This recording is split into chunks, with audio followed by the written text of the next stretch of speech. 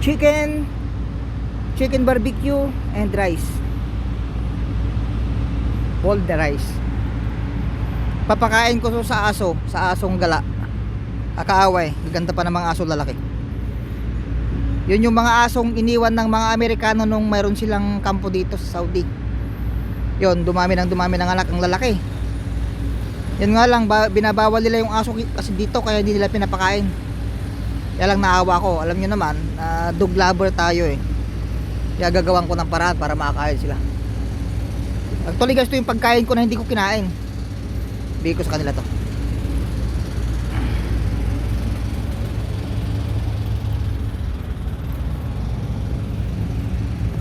Tatago ko lang dito muna.